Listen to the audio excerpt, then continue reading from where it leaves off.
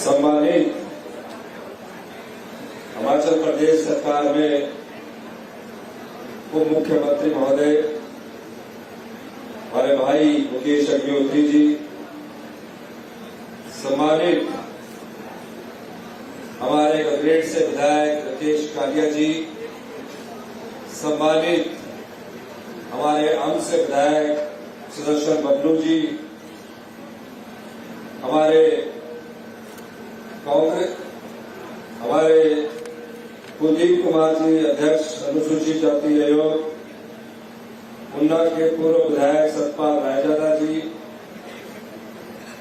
हमारे जिला कांग्रेस कमेटी के अध्यक्ष देशराज गौतम जी, हमारे राम महासरा जी ब्लॉक कांग्रेस अध्यक्ष विवेक बिक्का जी, जो कि बिक्कू जी के बड़े अच्छे दोस्त हैं,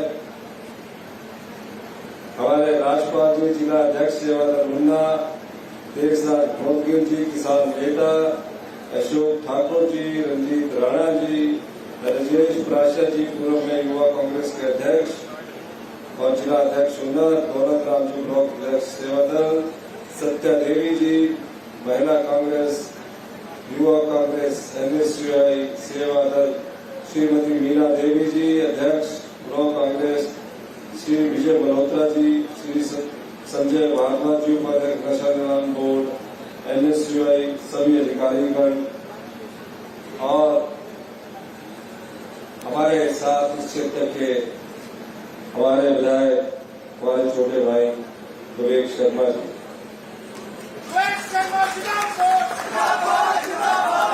विवेक जी का नाम मैंने लास्ट में ही लिखा था।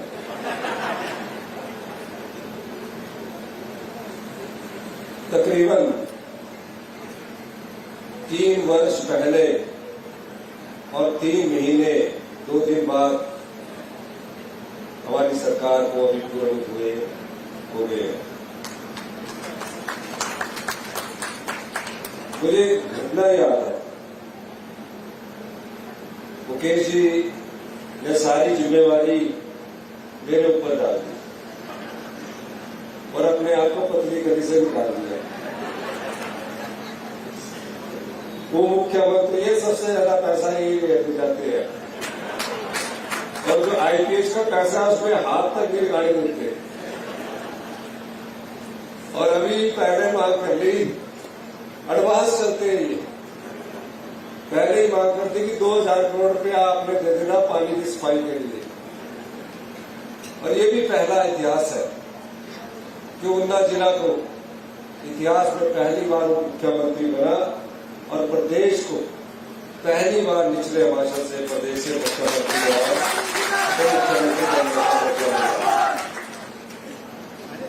हमने 11 दिसंबर को शपथ ली।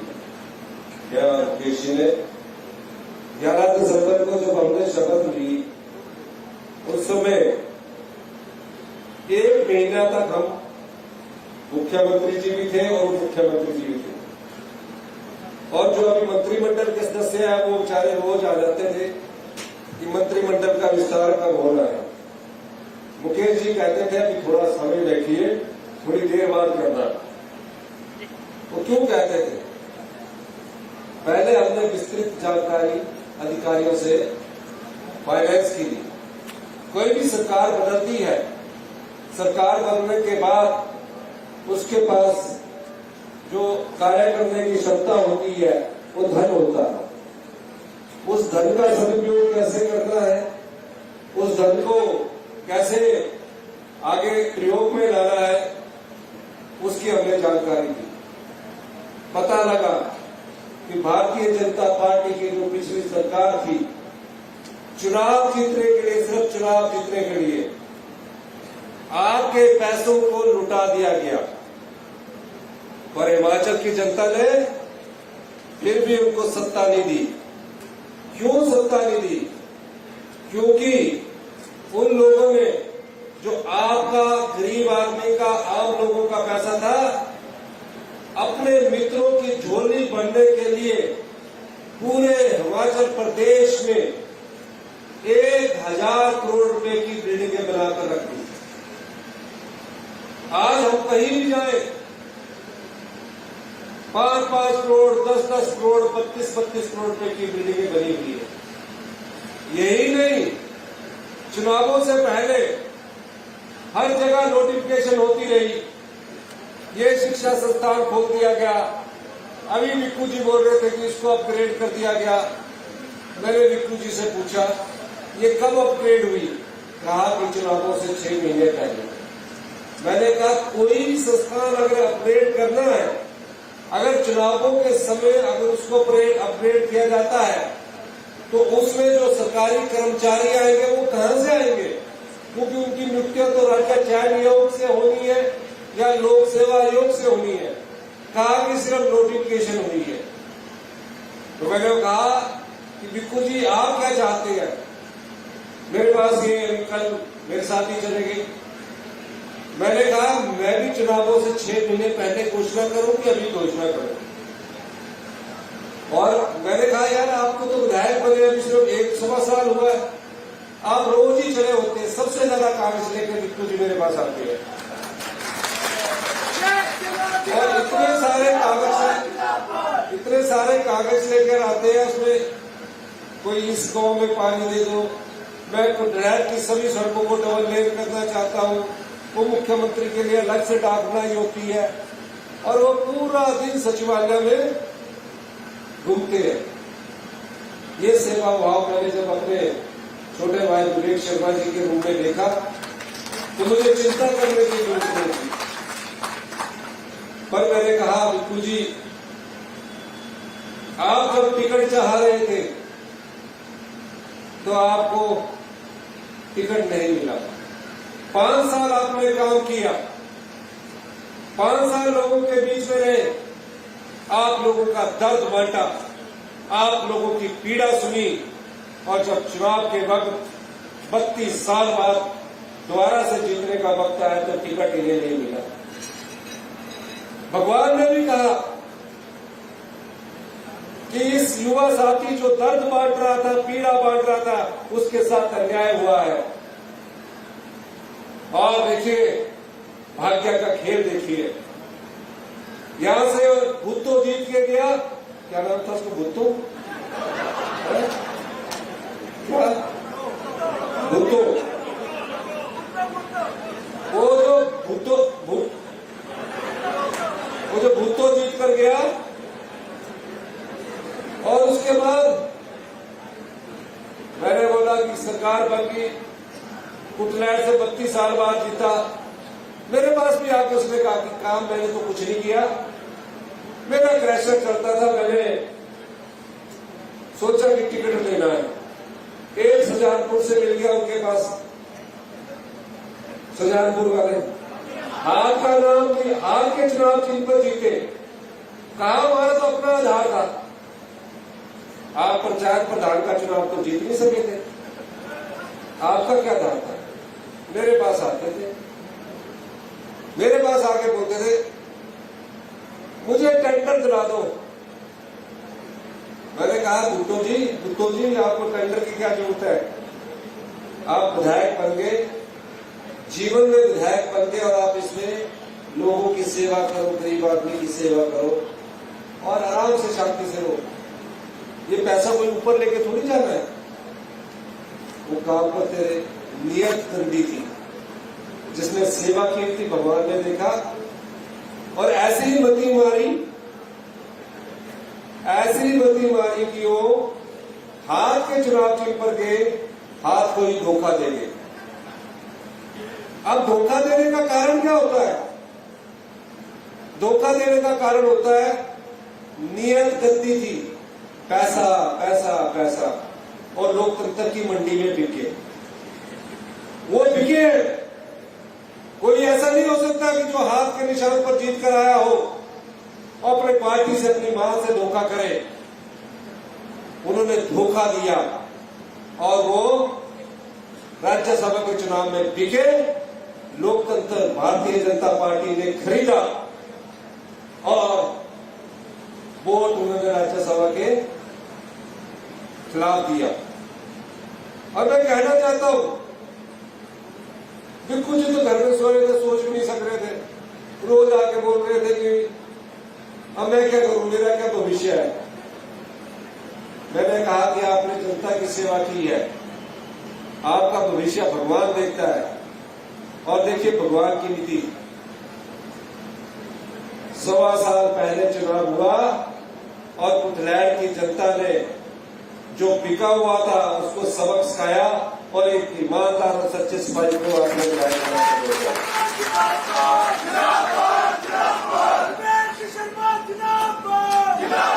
ईमानदारी कभी हार नहीं सकती।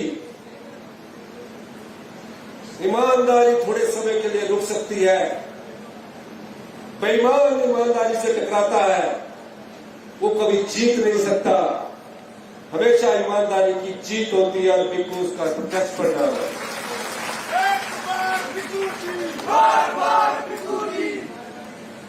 हमारी आर्थिक स्थिति की हम चर्चा कर रहे थे, मैं और मुकेश जी। हमने निश्चय किया, हम दो थे, हिमाचल के इतिहास में भी एक इतिहास लिखा गया कि मुख्यमंत्री हमीरपुर से और उप मुख्यमंत्री जी ऊना से, हम दोनों ने प्रदेश की आर्थिक स्थिति को समझा, रात को बैठ के की, सुबह बैठ के की, और हमने कहा कि हम हिमाचल प्रदेश को आत्मनिर्भर बनाएंगे। हमने कार्य करना शुरू किया। 1 महीने पहले एक महीने के बाद मंत्रिमंडल का विस्तार हुआ।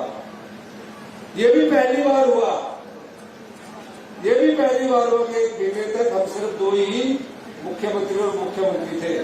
मंत्रिमंडल का विस्तार हुआ और हमने पहली कैबिनेट में 1,36,000 सरकारी कर्मचारियों को ओल्ड पेंशन स्कीम। अगर हमने राजनीति करनी होती भारतीय जनता पार्टी की तरह कि 6 महीने पहले 5,000 करोड़ की रेडिया बांट दी, तो हम ओल्ड पेंशन स्कीम 2027 में देते। लेकिन नहीं, हमने कहा जो 2027 में 4 साल में कितने कर्मचारी और रिटायर हो जाएंगे और कितने रिटायर होकर चलेंगे, और हमने उन सब लोगों को ओल्ड पेंशन स्कीम दी। और मुझे खुशी है, तकरीबन जिनको 3,000 रुपया मिलता था उनको 30,000 रुपया ओल्ड पेंशन स्कीम के तहत होगा। अधिकारी कहते हैं कि ओल्ड पेंशन स्कीम मत दो। मैंने कहा ओल्ड पेंशन स्कीम देना इसलिए जरूरी है ताकि वो बुढ़ापे की जब में जाए तो अपने बच्चों के सामने हाथ ना पसारें, उनके मन में एक आत्मविश्वास हो, वो खुलकर बोले कि हर महीने सरकार से मैं श्योर इनकम आ रही है और इस पैसे के द्वारा वो अपना गुजारा कर रहे हैं। अगर उनके घर में पोता पोती पढ़ने वाले हैं उसकी पढ़ाई का भी खर्चा दे रहे हैं। मैं खुद सरकारी कर्मचारी का बेटा हूँ। आप जैसे परिवार से उठकर राजनीतिक सीढ़ियां चढ़कर मुख्यमंत्री की कुर्सी पर पहुंचे हैं। मुकेश अग्निहोत्री जी खुद सरकारी परिवार से निकल कर आए हैं, वो मुख्यमंत्री की कुर्सी पर पहुंचे हैं। हम लोगों ने संघर्ष किया है और हम संघर्ष करके आगे आए हैं। इसमें दर्द भी हम जनता का जानते हैं, दुख को बांटने की भी हम कोशिश करते हैं और आपके साथ आपके पैसे को बंटवाने का कार्य भी हमारी सरकार हमारी योजनाओं के माध्यम से कर रही है। जिस प्रदेश की संपदा को लुटाकर भारतीय जनता पार्टी ने चुनाव जीतने की कोशिश की, आपने हमें आशीर्वाद दिया। मैं आपको 3 साल 3 महीने 2 दिन का हिसाब देना चाहता हूं। मेरे मुख्यमंत्री बनने के 6 महीने के अंदर प्रदेश में इतिहास की सबसे बड़ी आपदा आई। किसी ने कल्पना भी नहीं की थी कि हिमाचल प्रदेश में भी ऐसा हो जाएगा कि रातों रात उनके घर तबाह हो जाएंगे, पीने के पानी का गिलास नहीं बचेगा, बच्चों के स्कूल की किताबें नहीं बचेगी। किसी ने कल्पना नहीं की थी। पूरा कुल्लू मंडी जिला में इतनी भयंकर आपदा आई। हम और मंत्रिमंडल के सदस्यों मुख्यमंत्री महोदय हम सड़कों पर गए। 3 दिन तक हम वहां रहे। जिन परिवारों के घर उजड़ के थे वो बिलख कर रो रहे थे, कह रहे थे हमारे पास खाने के लिए कुछ नहीं बचेगा। प्रधानमंत्री आवास योजना के तहत हमें सिर्फ 1,30,000 रुपया मिलता है। बड़ी मुश्किल से पाई जोड़कर मेहनत की कमाई से हमने एक पक्का घर बनाया था। हमें उम्मीद भी नहीं थी, आशा भी नहीं थी कि एक दिन हमारा घर उस आपदा में बह जाएगा, कुछ भी नहीं बचेगा। 23,000 परिवार हिमाचल प्रदेश में जिनके घर पूर्ण रूप से नष्ट हो गए, आंशिक रूप से नष्ट हो गए, उन घरों को बसाने की जिम्मेदारी हमारी सरकार पर थी। मैं मंत्रिमंडल के सभी सदस्यों के साथ सड़क में था, दुख बांट रहा था।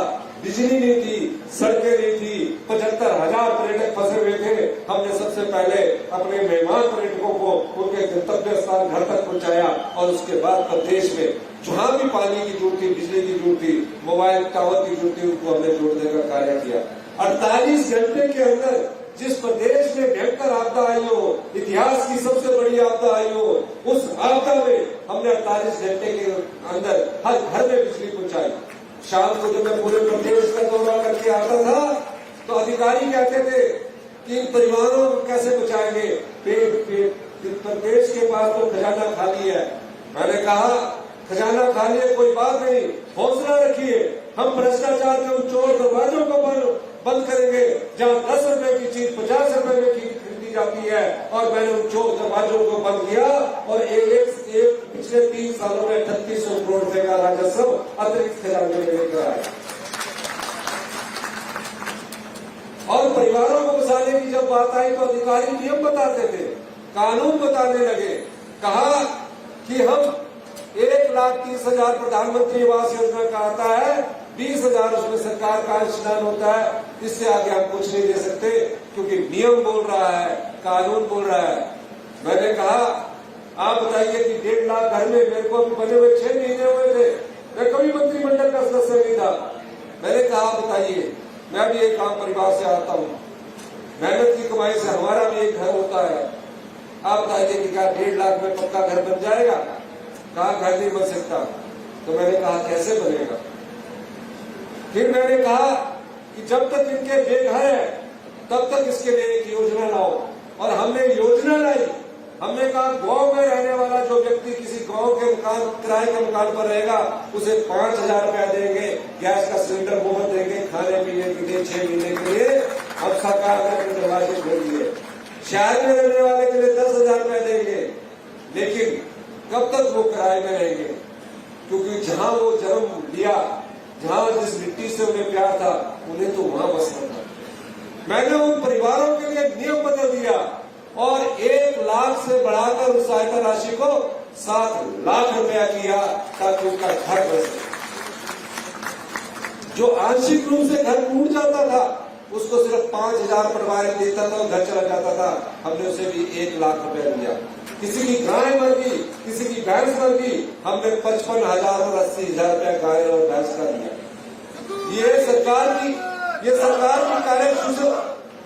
की कार्यकुशलता थी कि हमने वो सब चीजों को, अपने संसाधनों को आप लोगों के आम परिवारों के बीच बांटा।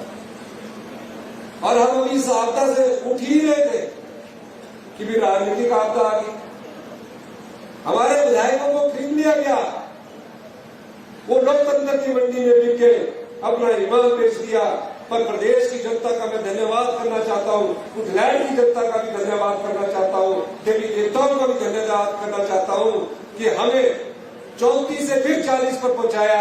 जिस सीटों पर होते, ये आशीर्वाद था आप लोगों का। और भारतीय जनता पार्टी का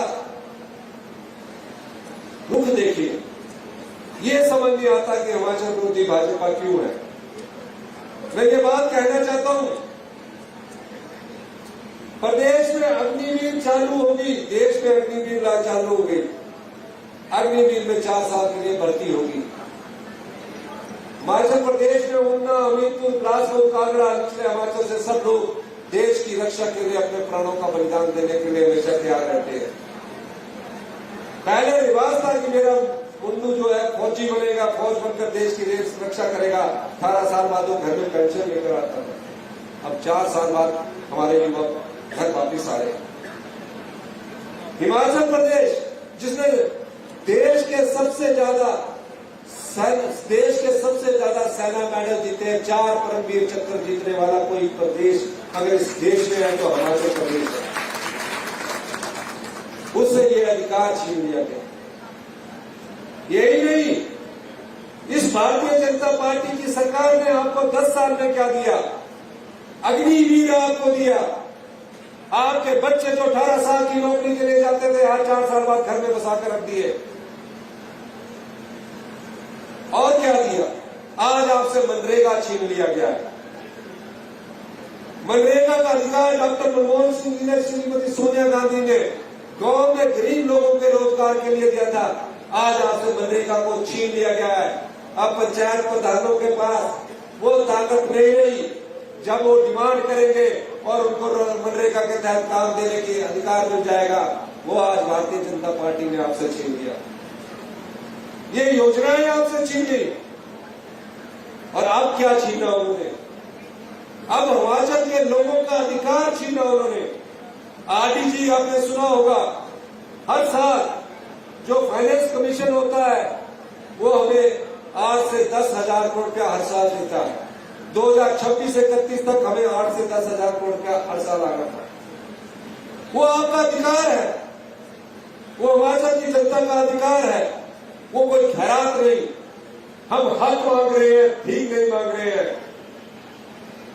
हमने कहा, जब संविधान ने, देश के कानून ने, देश के संविधान ने हमें संविधान की धारा आर्टिकल 275/1 के तहत ये कहा है कि जो पहाड़ी राज्य होंगे, जो रेवेन्यू सरप्लस नहीं हो सकते होंगे, जब भी टैक्स कलेक्शन होगा, उस टैक्स कलेक्शन से हमेशा आपको 8 से 10,000 करोड़ रुपया जितनी आय है और व्यय है, आय और व्यय के अंतर को बांटने के लिए दिया जाएगा। उस अधिकार को भी छीन लिया। और प्रदेश की भारतीय जनता पार्टी, देखिए, आपको सवाल पूछना है। विधानसभा का स्पेशल सेशन बुलाया गया, उस सेशन में चर्चा की गई। 3 दिन तक हमने सेशन बुलाया, चर्चा की। हमने प्रस्ताव पारित करने के लिए उनसे कहा, वो नारे लगाते रहे, शोर मचाते रहे और आरडीजी के पक्ष में नहीं खड़े हुए, जो जनता का अधिकार था। अब आप बताइए, क्या हिमाचल विरोधी भाजपा है कि नहीं है? जितने हैं तो हाथ खड़ा करके बताइए कि कौन? सारे हाथ खड़ा करके। हिमाचल विरोधी भाजपा है ये। आपके पैसे हैं, सरकारें आती है जाती है। हमें 5 साल के लिए आपने चुनकर भेजा है। आज मैं मुख्यमंत्री हूं, केजरीवाल मुख्यमंत्री विधायक है, लेकिन जनता के अधिकार पर जो लोग डाका डालते हैं, उसको सबक सिखाने का समय आपके पास आएगा। क्या देखेगी भारतीय जनता पार्टी पिछले 5 साल में? शिक्षा के स्तर में आम परिवार के बच्चे सरकारी स्कूलों में पढ़ाई करने के लिए बच्चों को भेजते हैं। माँ बाप सोचते हैं कि गांव का बच्चा सरकारी स्कूल में पढ़ रहा है, हमारे को पढ़ने के लिए सरकारी स्कूल में पढ़कर अच्छी शिक्षा ग्रहण करके नौकरी करेगा। क्या दिया इस भारतीय जनता पार्टी ने? केंद्र की सरकार ने इस भारतीय जनता पार्टी की जयराम ठाकुर सरकार का 2021 में आकलन किया। मैंने नहीं किया, मैं तो एमएलए था। भारतीय जनता पार्टी की केंद्र की सरकार ने आकलन किया, कहा कि हिमाचल प्रदेश में सरकारी स्कूल में पढ़ने वाले बच्चों का अध्ययन किया गया, उसकी एकेडमिक लेवल को नापा गया।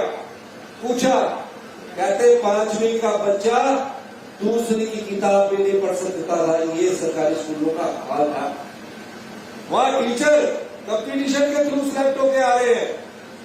और कहा कि पूरे देश में जो क्वालिटी एजुकेशन है उसमें 21वें स्थान पर पहुंच गए। इसमें पहुंच गए 21वें स्थान पर। हमने क्या किया 3 साल में? उसी केंद्र की भारतीय जनता पार्टी की सरकार ने सर्वे किया और कहा कि आज हिमाचल में सरकारी स्कूल में पढ़ने वाले गुणात्मक शिक्षा का अध्ययन जो किया गया है, आप 21वें स्थान से आगे जंप मारकर 5वें स्थान पर पहुंच गए। ये हमारी विशेषता है। और अब हम सीबीएसई स्कूल कर रहे हैं तो भारतीय जनता पार्टी वाले विरोध कर रहे हैं। हम सरकारी स्कूल में पढ़ने वाले बच्चों को अच्छी गुणात्मक शिक्षा देना चाहते हैं, जहाँ किसान का बेटा पढ़ता है, जहाँ आम परिवार का बेटा पढ़ता है, जहाँ मजदूर का बेटा पढ़ता है। मैं खुद सरकारी स्कूल में पढ़ा हूँ। मैं सरकारी स्कूल में पढ़कर मुख्यमंत्री बन सकता हूँ। उस समय के टीचरों के द्वारा जो हमें क्वालिटी एजुकेशन दी गई है, तो आम परिवार का बच्चा क्या सरकारी स्कूल में पढ़ने वाला क्यों नहीं बन सकता? उस शिक्षा में हम सुधार कर रहे हैं। हम सीबीएसई स्कूल खोल रहे हैं और उस सीबीएसई स्कूल में प्री नर्सरी से लेकर +2 तक 1200 बच्चे होंगे और वहां कोई भी टीचर की कोई कमी नहीं होगी। चाहे साइंस का बच्चा पढ़ना चाहता है, चाहे कॉमर्स का पढ़ना चाहता है, चाहे म्यूजिक पढ़ना चाहता है, चाहे ड्राइंग करना चाहता है, वो सब स्कूल में, उन सीबीएसई स्कूलों में अगले 2 महीने में पूरी करने जा रहे हैं। और आप देखेंगे आने वाले 5 सालों में जब आपका बच्चा सरकारी स्कूल में पढ़कर आपके पास, अपनी माँ के पास आएगा, माँ को भी प्रसन्नता होगी, पिता को भी प्रसन्नता होगी कि मेरा बच्चा पढ़ने में बहुत अच्छा है। अभी क्या हाल दिया, ये दिया भारतीय जनता पार्टी ने आपको। हेल्थ सेंटर का हाल देखिए। हेल्थ सेंटर में क्या होता है, जो स्वास्थ्य संस्थान है, पहले आप अपनी पर्ची बनाते हो पीएससी के बाद, एंटीबायोटिक देती, एंटी एलर्जी देती तो ठीक हो गया, अच्छी बात है। बाद में चले जाते हैं, डॉक्टर साहब कर देते आपको सीएससी के बाद, फिर चले जाते हैं जोनल हॉस्पिटल में, फिर टांडा या सीएमसी लुधियाना या आईजीएमसी में या पीजीआई में। आपके कितने पैसे टेस्टों में खर्च हो जाते हैं, कितने पैसे टेस्टों में खर्च हो जाते हैं, पर आपको बीमारी का पता नहीं लगता। आप उसमें पैसा नहीं देखते, उस समय देखते कि मैं किसी तरह ठीक हो जाऊं, कर्जा उठाकर भी आगे जाते हो। 19 साल पुराने टेक्नोलॉजी इनकी मेडिकल कॉलेज में है। 20 साल पुराने एक्सरे की मशीनें आज हॉस्पिटल्स में है। ये इन्होंने नहीं किया। इनको हमसे भारतीय जनता पार्टी को पिछले हमसे 54,000 करोड़ रुपया आरडीजी मिली, और जब जीएसटी का रैशनलाइजेशन किया तो 70,000 करोड़ रुपया हमसे अभी तक ज्यादा मिल चुका है। हमें क्या मिला? हमें 17,000 करोड़ रुपया मिला। और 17,000 करोड़ रुपया मिलने के बाद देखिए, हमने 7% डीएपी सरकारी कर्मचारियों को दिया और 70 साल से ऊपर वालों का सबका एरियर भी दिया, और जितनी योजनाएं हैं, अनाथ बच्चों के लिए योजना लेकर आए, विधवा बहनों के लिए योजना लेकर आए, और आम स्कूलों में पढ़ने वाले बच्चों के लिए 1% ब्याज की दर से 20 लाख रुपए की ऋण की योजना भी लेकर आए।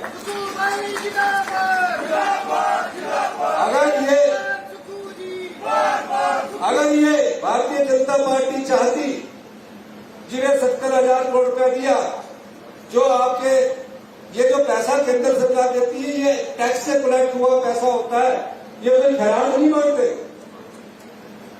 ये खराज नहीं मांगते। अगर ये इतने समझदार होते 2017 से 22 तक, तो जो 48,000 करोड़ का कर्जा उस समय के जो सरकारें छोड़कर गई, तो कर्ज मुक्त हिमाचल प्रदेश हो जाता। अगर हमें 70,000 करोड़ रुपया मिलता, मैं कहता एक भी पैसा हिमाचल की जनता पर कर्ज नहीं चढ़ा होता। ये उसके बाद करके क्या गए, 76,000 करोड़ रुपए का कर्ज हमको छोड़ कर गए। और अब हम क्या कर रहे हैं? अब इस कर्जे को चुकाने के लिए कर्जा ले रहे हैं, क्योंकि कर्जे को चुकाने के लिए कर्जा ले रहे हैं। और कर्जा भी हमको कितना मिल रहा है, क्योंकि वो एक अधिकार है कर्जा लेने का राज्य सरकारों के पास। हमें सिर्फ 10,000 रुपए कर्जा मिल रहा है, और वापिस कितना लौटाना है इस साल? 13,000 करोड़ रुपया वापिस लौटाना है। हम फिर भी एक हौसला बनाए रखेंगे, प्रदेश को आत्मनिर्भरता की ओर ले जा रहे हैं। इन्होंने शिक्षा में बेड़ा गर्क किया और हेल्थ में बेड़ा गर्क किया। 70,000 करोड़ रुपया लेकर भी अपने मित्रों को 1,000 करोड़ रुपए की बिल्डिंग बनाने के लिए दी। सिराज विधानसभा क्षेत्र में 12 रेस्ट हाउस बन गए, 16 हेलीपैड बन गए। कितने बन गए? 16 हेलीपैड बन गए। आप बताओ, ये आपका पैसा नहीं है? ये आपका पैसा है।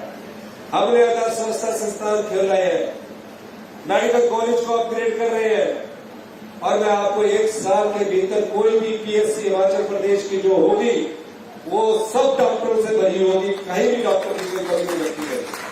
और बकाना का 10 वर्ष का संस्थान, आप भी इतने साल से बकाना रह रहे हो, कभी इतने डॉक्टर देखे? अभी इन डॉक्टरों में और डॉक्टर आपके पास आएंगे और अच्छी टेक्नोलॉजी आएगी। हम 3000 करोड़ रुपया हर एक बकाना का क्या है, सब हॉस्पिटल में अल्ट्रासाउंड एक्सरे की मशीनें लगाने जा रहे हैं। ये आपका पैसा है, 3000 करोड़ रुपए। आज दूध का रेट हमने बढ़ाया है। आज जो गाय का दूध सरकार को बेचेगा वो 51 रुपए सरकार से प्राप्त करेगा, भैंस का दूध बेचेगा 61 रुपए सरकार से प्राप्त करेगा। आज अगर आप हल्दी उगाएंगे, और मैं सबको कहता हूं हल्दी उगाओ, हल्दी उगाकर 90 रुपए किलो कच्ची हल्दी सरकार आपसे खरीदेगी। मक्की 60 रुपए किलो प्राकृतिक रूप से उठाकर सरकार आपसे खरीदेगी। गेहूं 80 रुपए किलो उगाकर सरकार आपसे खरीदेगी। ये सब आपके हाथ में पैसा देने के लिए हम ये योजनाएं लेकर आए। इसलिए मैं कहता हूं, जो भारतीय जनता पार्टी हिमाचल के विरोध में खड़ी हुई है, हिमाचल की जनता के विरोध में खड़ी हुई है, उसे आने वाले वक्त में आपको सबक सिखाना होगा। मैं ये बात इसलिए कह रहा हूं, आपसे आपका पैसा छीना जा रहा है। हमें आरटीजी नहीं चाहिए, चलिए, पर जो हमारा पानी बहता हुआ है, जहां 14,000 मेगावाट बिजली पैदा होती है हमारे पानी से, आप 100 में से 90 रुपए कमा रहे हो, हमें 10 रुपए दे रहे हो। अगर वो कर्जा मुक्त प्रोजेक्ट हो जाते हैं तो हमें आप कम से कम 50% फ्री रॉयल्टी दो, हमें आरटीजी की जरूरत नहीं है। मैं एक और बात कहना चाह रहा हूं, पिछले दिनों में मुझे मुख्यमंत्री मुकेश अग्निहोत्री जी ने कहा, फाइनेंस मिनिस्टर कह रहे थे पंजाब के, मैं फाइनेंस मिनिस्टर साहब आप थोड़ा स्टडी कर लेते तो अच्छा होता। आप विधानसभा के सभापति में क्या बात कर रहे हो? कह रहे हैं कि हिमाचल में पे देने को पैसे नहीं है, हिमाचल प्रदेश में पेंशन देने को पैसे नहीं है, हिमाचल प्रदेश के लोगों का ये हाल हो चुका है कि आज वो पाई के लिए कर रहे हैं। ऐसा नहीं है, पंजाब से अच्छा हाल हिमाचल प्रदेश का है। पंजाब ने तो अपने घोषणा पत्र में कहा था कि मैं पंजाब के सरकारी कर्मचारियों और अधिकारियों को ओल्ड पेंशन स्कीम दूंगा। अब 8 महीने चुनाव के रह गए हैं, आज तक उन्होंने ओल्ड पेंशन स्कीम नहीं दी। हमने 4 साल पहले ही अपने सरकारी कर्मचारियों और अधिकारियों को ओल्ड पेंशन स्कीम दी। हमारी चर्चा करते हैं, हम तो प्रदेश के धन को ना तो लुटने देंगे ना ही लुटाएंगे। हम प्रदेश का जो धन है वो आम जनता के बीच में बांटेंगे। ये हमारी सोच है। इसलिए मैं आप लोगों से एक प्रार्थना करना चाहता हूं, बिकने वाले के पास अभी बड़ा भारी कच्ची पड़े हुए हैं। मैं पूछ रहा था आजकल क्या कर रहे हैं? कहते हैं अंदर जेब में हाथ डालते, नोट की तथ्य निकालते हैं। मैंने कितने रुपए का? हाथ में तो कोई वृद्धि नहीं होगी, 4-5 हजार रुपया जनता को देते जा रहे हैं। मैंने कहा है उन सबको बोलना, आपने 5,000-4,000 नहीं लेंगे हम, क्योंकि आप कांग्रेस के हाथ पर विधायक बने थे, बिक गए, तो जितना पैसा आपने अपने को बिकाने के लिए लिया है उसके हिसाब से कम 50,000 और 1 लाख रुपया दे रहे हैं एक परिवार का। तो ये जो बिका हुआ विधायक आपके यहां से गया, उसमें बिल्कुल जी का भाग्य होगा। और कहते हैं गुणवान बड़ा की भाग्यवान बड़ा, या बिल्कुल जी गुणवान भी थे और भाग्य ने भी साथ दिया। सेवा भाव जिसमें हो, दर्द जिसमें हो, पीड़ा बांटने की क्षमता जिसमें हो, लोग उसको चाहते हैं। इसलिए हमारे सभी विधायक चाहे कालिया किया जाए तो बबलू जी है, ये अपने क्षेत्रों के लिए तो मरने मारने के लिए उतारू हो जाते हैं। मैं इनको समझाता हूँ, गुस्सा मत रहो, शांत रहो। मेरे को कल से 15 फोन बिक्कू जी मेरे पास करके सवेरे से फोन नहीं कर रहे। फिर मैंने बोला बिक्कू जी का फोन नहीं उठाना, वही बात करेंगे कि मेरा डीएसपी का ऑफिस मिल सकता है कि नहीं हो मिल सकता। मैंने बड़ी मेहनत की है, मैं आज यहाँ डीएसपी का ऑफिस खोलने की भी कोशिश करता हूँ।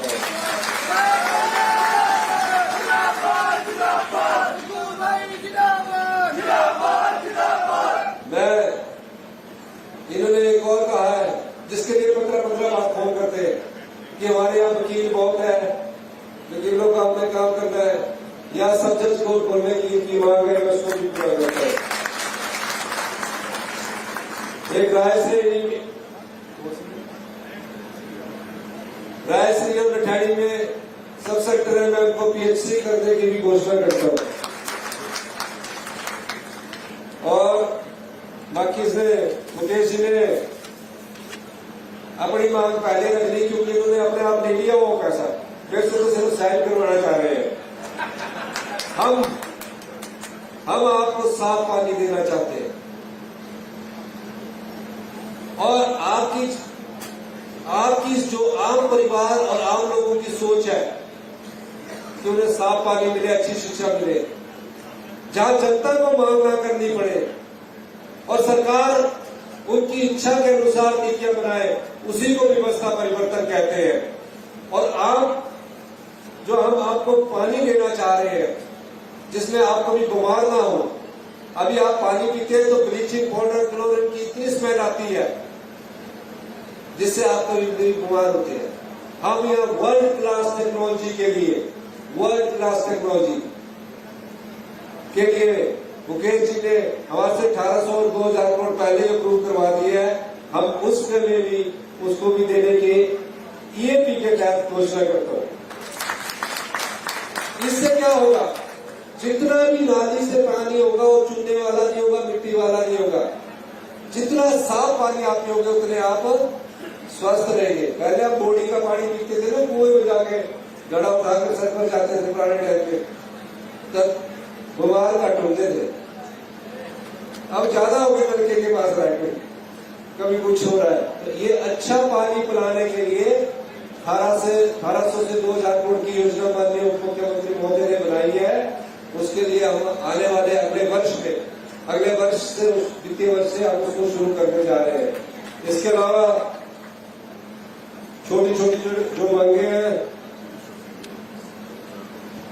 इसमें जो भी है छोटी मांगों को पूरा कर दिया जाएगा, क्योंकि जो इन्होंने मांगे की है उनका नाम भी पढ़ूंगा, कई बार एक आधी मांग पूरी नहीं होती है। इसलिए मैं ये कहना चाहता हूं, जिसके मन में दर्द हो, आम परिवारों के लिए, किसान परिवारों के लिए, मजदूर के लिए, माताओं के लिए सम्मान हो, बेटियों का आदर हो, और जिसका उद्देश्य और लक्ष्य पैसा ना हो, इस क्षेत्र का वो विधायक आपको मिला है गोविंद शर्मा के रूप में। इसको आपने कभी खोना नहीं है, हमेशा अपना आशीर्वाद देना है। दोनों भी नहीं गए, कौन आशीर्वाद देगा? सारे हाथ खड़े करके बताओ।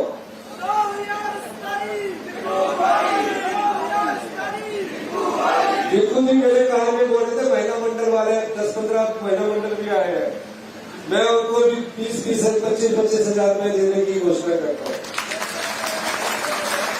आपने मेरी बात सुनी, आपका बहुत बहुत धन्यवाद। इस आशा के साथ कि बिके हुए को नहीं मानना आपने, बहुत बहुत धन्यवाद। जय हिंद, जय भारत। बहुत आभार माननीय आपका। दोस्तों, एक बार तालियों के साथ अभिनंदन करते हुए